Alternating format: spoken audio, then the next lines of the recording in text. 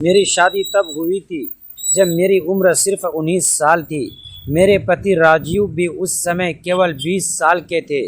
इतनी कम उम्र में शादी करना आज के समय में लोगों को अजीब लग सकता है, लेकिन हमारे परिवार में लड़कियों की शादी जल्दी कर दी जाती थी। हालांकि राजीव की शादी इतनी कम उम्र में होने की वजह बिल्कुल अलग थी। राजीव जब 18 साल के थे तभी उनके घर एक नन्ही सी बहन ने जन्म लिया था। उसका नाम नीलू रखा गया था। पूरे घर की जान थी। वह राजीव उसे अपनी बेटी की तरह प्यार करते थे। स्कूल से लौटते ही सबसे पहले उसे गोद में उठा लेते थे, उसके साथ खेलते और उसे घंटों हंसाने की कोशिश करते। उनके माता पिता अक्सर मुस्कुरा कर कहते, लगता है नीलू का असली पिता तो राजीव ही है। लेकिन किस्मत को शायद यह खुशी ज़्यादा दिनों तक मंजूर नहीं थी। जब नीलू सिर्फ 2 साल की थी, एक दिन राजीव के माता पिता शहर से लौट रहे थे। रास्ते में उनका भीषण सड़क हादसा हो गया। लोगों ने उन्हें अस्पताल पहुंचाया, लेकिन डॉक्टरों ने उन्हें बचा नहीं सके। एक ही दिन में राजीव ने अपने माँ बाप दोनों को खो दिया था। उस दिन से उनकी ज़िंदगी पूरी तरह बदल गई थी।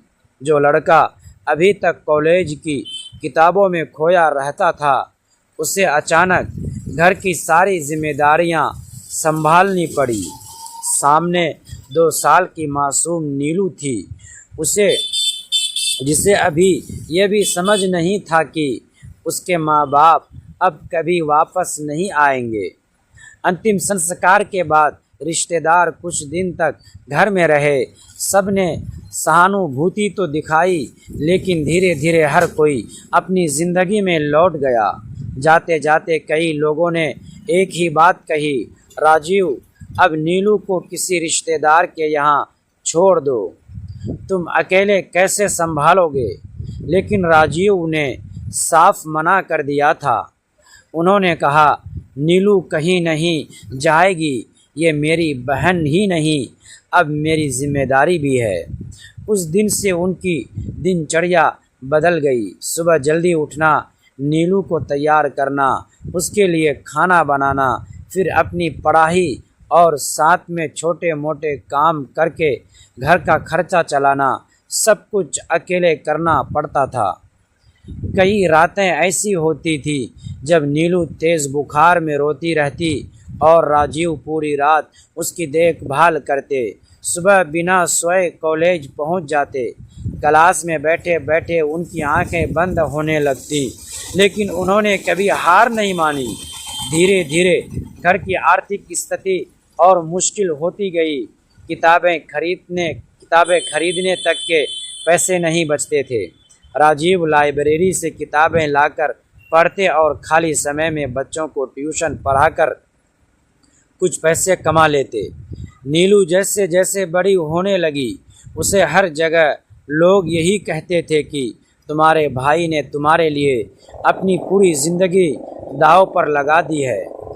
लेकिन राजीव कभी यह बात नीलू के सामने नहीं आने देते। वे हमेशा मुस्कुरा कर कहते, तू बस अच्छी तरह पढ़ाई कर, यही मेरे लिए सबसे बड़ी खुशी होगी।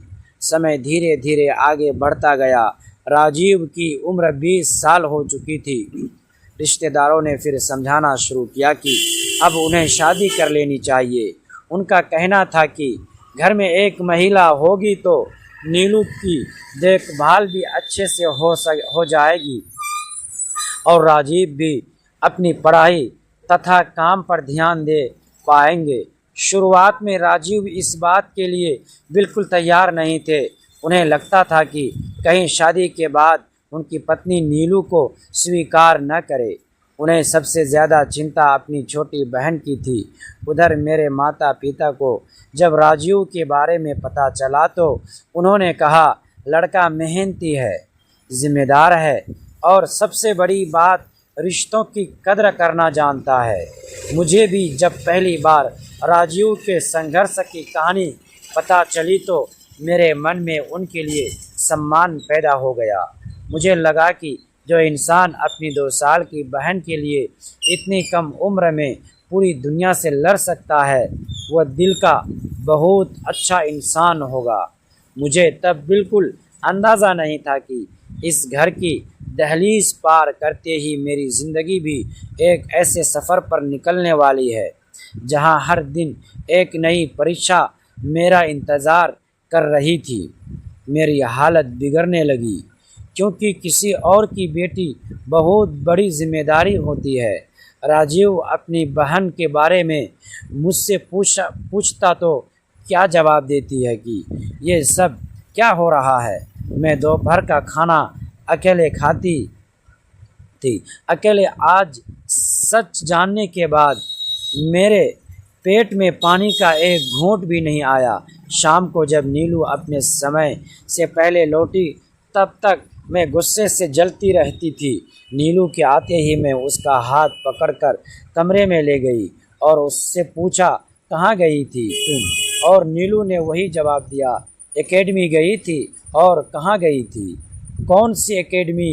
एकेडमी की छुट्टियां लगी हुई है। बताओ, तुमने मुझसे झूठ क्यों बोला? तुम मुझसे क्या छुपा रही हो? पता है आज मैं कितना परेशान हूँ। अन्न का एक दाना भी मेरे पेट में नहीं गया है। मेरी बात सुनकर मुस्कुरा दी। भाभी, बस इतनी सी बात के लिए आप इतना परेशान हो गई थी? आपने खाना भी नहीं खाया?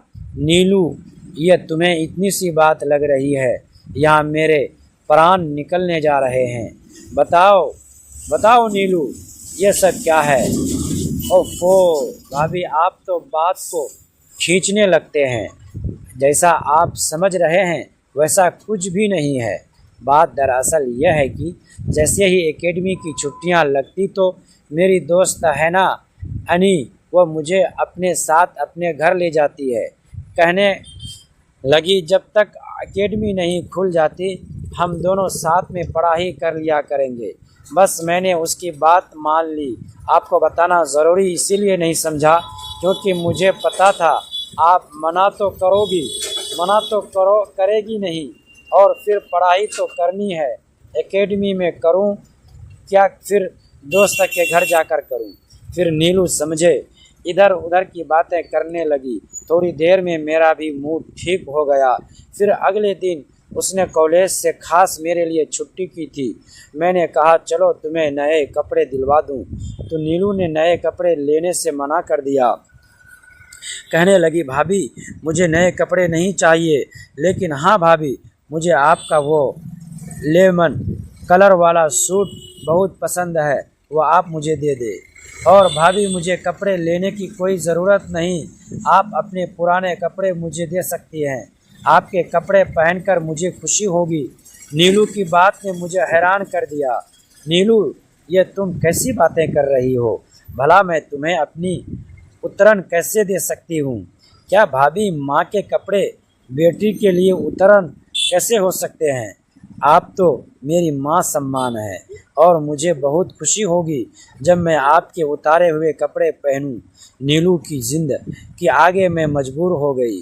अपनी अलमारी से मैंने 4-5 ड्रेस निकाल कर नीलू को दे दिए, लेकिन वही कपड़े दिए जो मेरी जानने में सबसे अच्छी और नई ड्रेस थी। मेरा दिल बिल्कुल भी नहीं कर रहा था कि नीलू पुराने कपड़े पहने। मैंने महसूस किया कि जैसे कपड़े लेते हुए नीलू के चेहरे पर उदासी थी। बार बार नीलू का चेहरा पढ़ने की कोशिश कर रही थी, लेकिन कुछ समझ नहीं आ रहा था। नीलू से पूछना भी बेकार था क्योंकि वह बहाने बनाकर साफ बच जाती। एकेडमी अभी तक खुली नहीं थी, लेकिन नीलू अब भी अपने दोस्त के घर पढ़ाई करने जाती थी। मुझे भी नीलू पर पूरा भरोसा था, इसीलिए मैंने उसे नहीं रोका। आज भी नीलू कॉलेज से सीधे अपने दोस्त के घर चली गई थी। राजीव आज घर पर ही हैं।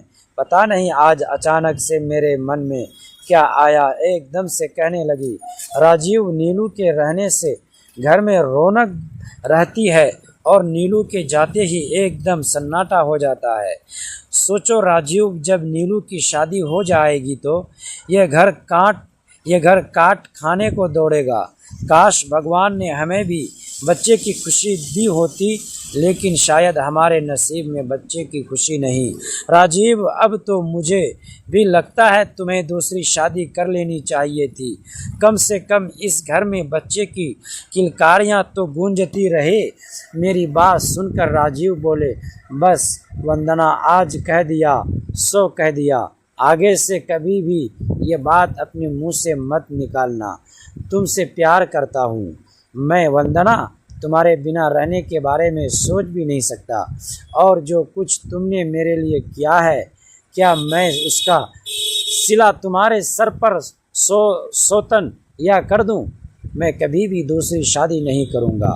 हाँ, बच्चे की कमी मुझे भी खलती है, लेकिन शायद यही हमारी किस्मत में है। तभी मेरी नज़र गेट पर खड़ी नीलू पर पड़े। वो शायद अभी भी आई थी मेरे पास, और राजीव के पास आने की बजाय वो अपने कमरे में चली गई। राजीव को ये बात पसंद नहीं आई, लेकिन मैंने जैसे तैसे करके बात को रफा दफा किया। रात को जब सब खाना खाकर अपने अपने कमरे में चले गए तो मैं थोड़ी देर के लिए नीलू के पास चली आई। आज भी मुझे नीलू की आंखें लाल लाल लगीं। क्या बात है नीलू, आज तुम फिर रोई हो?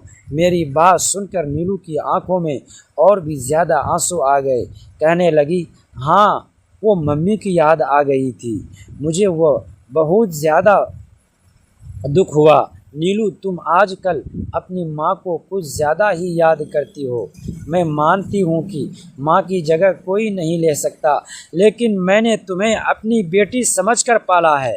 मैं भी तो तुम्हारी माँ हूँ। फिर तुम्हें ऐसा क्यों लगता है कि तुम्हारी ज़िंदगी में माँ की कमी है, जो हर वक्त तुम माँ को याद करके रोती रहती हो? मेरी बात सुनकर नीलू बोली, आपने तो मुझे माँ से भी बढ़कर प्यार दिया है। बस ऐसे ही कभी कभी मम्मी की याद आ जाती है। कुछ देर में नीलू के पास बैठी रही, फिर उठकर अपने कमरे में आ गई। अगले दिन से नीलू ने कुछ ऐसा किया कि मैं हैरान रह गई। शाम को नीलू नहाने के लिए बाथरूम में घुस गई, और जब नहाकर निकली तो मैं उसे देखकर हैरान रह गई, क्योंकि उसने मेरा मेला उतारा हुआ सूट पहन रखा था। नीलू, ये क्या किया? तुम्हारे पास कपड़े नहीं हैं जो तुमने मेरे मैले कपड़े पहन रखे हैं? मेरी बात सुनकर वो बोली, भाभी, आपके कपड़े पहनती हूँ तो आपकी खुशबू आती है, बस इसीलिए। लेकिन नीलू, कम से कम धुला हुआ सूट तो पहन लेते। ये मेला सूट पहनने की क्या ज़रूरत थी? लेकिन भाभी, कपड़े धोने के बाद उनमें से आपकी खुशबू चली जाती है, इसीलिए मैंने आपके गंदे कपड़े पहन लिए। अभी नीलू को कपड़े पहने हुए 15 मिनट ही हुए थे कि तभी राजीव घर आ गए, और फिर उसके बाद तो रोज़ ही ये होने लगा। राजीव के घर आने से 15 मिनट पहले नीलू मेरा उतारा हुआ सूट पहन लिया करती। अब तो राजीव ने भी नोटिस करना शुरू कर दिया था। एक दिन मुझसे कहने लगे, वंदना, नीलू हर वक्त तुम्हारे कपड़े क्यों पहनने रहती? क्या उसके पास अपने कपड़े नहीं है? नहीं राजीव, ऐसी बात नहीं है। नीलू के पास ढेर सारे कपड़े पड़े हुए हैं। बल्कि मैंने तो उस दिन भी कहा था कि चलो तुम्हारे लिए नए कपड़े लेकर आते हैं, लेकिन नीलू ने मना कर दिया। लेकिन मेरी बात सुनकर राजीव संतुष्ट नहीं हुए थे।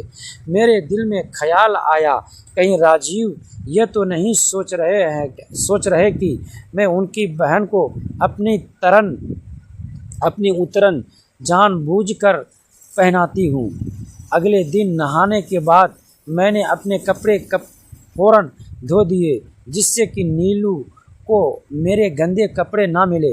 लेकिन मेरे हैरत की हद ना रहे जब नीलू ने इसी बात पर पूरा घर सर पर उठा लिया। भाभी, जब आपको पता है मैं आपके उतारे हुए कपड़े पहनती हूँ तो आपने अपने कपड़े क्यों धोए? राजीव के आने का भी समय हो रहा था। मैं जैसे तैसे करके उसको शांत करने की कोशिश की, लेकिन वह किसी तरह शांत नहीं हो रही थी। बार बार घड़ी की तरफ देख रही थी। नीलू बोली, भाभी, आप अभी दूसरे कपड़े पहन लें और ये उतरे हुए कपड़े मुझे दे दे, मैं पहन लूँगी। अब तो पता नहीं क्यों मेरे दिल में भी शक होने लगा कि ज़रूर कुछ गड़बड़ है। राजू के आने का समय हो चुका था और मैं घर में कोई अशांति नहीं चाहती थी। इसीलिए मैंने दूसरे कपड़े पहने और अपने पहने हुए कपड़े नीलू को दे दिए। नीलू ने खुशी खुशी को कपड़े पहन लिए। मैंने सोच लिया था कि मैं सच्चाई जानकर रहूँगी। अगले दिन संडे था। घर का कुछ सामान लेने के लिए राजीव पास की दुकान पर गए हुए थे। नीलू भी साथ चली गई। मेरे पास यही मौका था। मैं नीलू के कमरे में आ गई। बेड पर वही रात वाला सूट पड़ा हुआ था जो कल रात नीलू ने पहना था। मैं नीलू के कमरे की तलाशी लेने लगे। जैसे ही बेड से तकिए हटाए तो मुझे बहुत ही अजीब सी गंदी सी बदबू आई। मैंने गौर किया तो वो मेरे कपड़ों से आ रही थी। मैंने जल्दी से कपड़ों को उलट पुलट कर देखा तो मेरे सिर पर आसमान गिर पड़ा। मेरे कपड़ों में खून लगा हुआ था और कपड़ों से इतनी गंदी बदबू आ रही थी। दोस्तों, अगली पार्ट देखने के लिए प्लीज़ हमारे चैनल को सब्सक्राइब ज़रूर कीजिएगा।